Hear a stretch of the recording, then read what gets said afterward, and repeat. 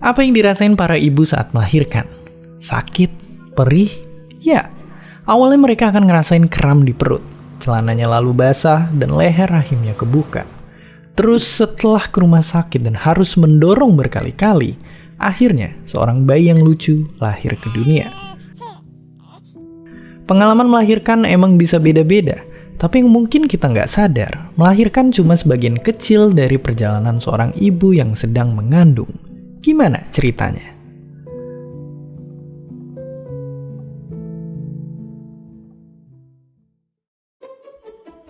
Semua dimulai ketika sel calon janin masuk ke rahim. Tempat super elastis inilah yang jadi rumah buat si janin tinggal 9 bulan ke depan. Tapi nggak cuma rahim yang bikin sang bayi betah, otot perut juga jadi naik biar lebih lega.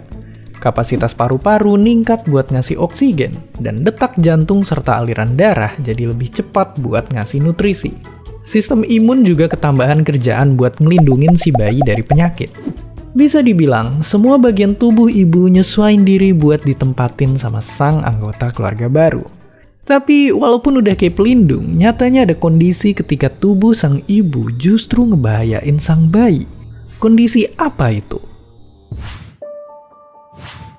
Namanya ini, penyakit yang terjadi pas sistem imun ibu nggak ngenalin si bayi dan malah nyerang sel darah mereka. Aksi salah sasaran inilah yang bikin bayi jadi bengkak dan bahkan bisa sampai keguguran. Dan ya, penyakit ini cuma satu dari banyak penyakit lain yang mungkin bisa ngancam para ibu. Karena nyatanya ada segini banyak perempuan yang harus pertaruhin nyawanya setiap harinya semua demi sang bayi. Tentunya ada beberapa cara buat mempermudah perjuangan sang ibu. Misalnya dengan nyediain cuti hamil yang lebih panjang, atau yang lebih penting lagi dengan nyediain fasilitas kesehatan yang lengkap dan gampang diakses. Soalnya masih ada banyak ibu yang perlu ditandu atau nempuh jarak berkilo-kilometer buat dapetin perawatan. Dan nggak cuma itu, ilmuwan juga lagi nyiapin solusi lain lewat teknologi.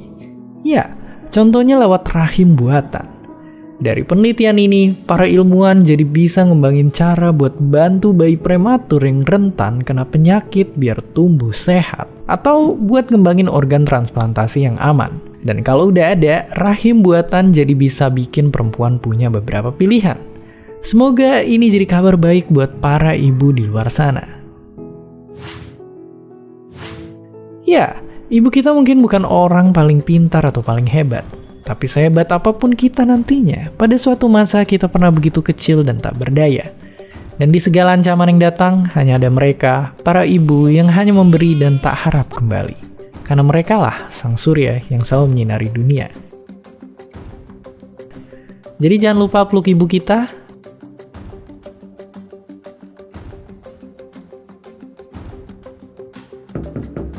Dan sampaikan terima kasih.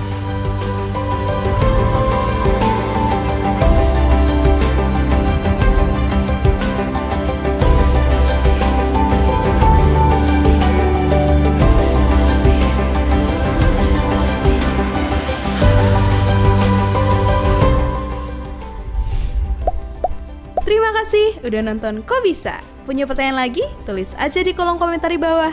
Keep asking and stay curious.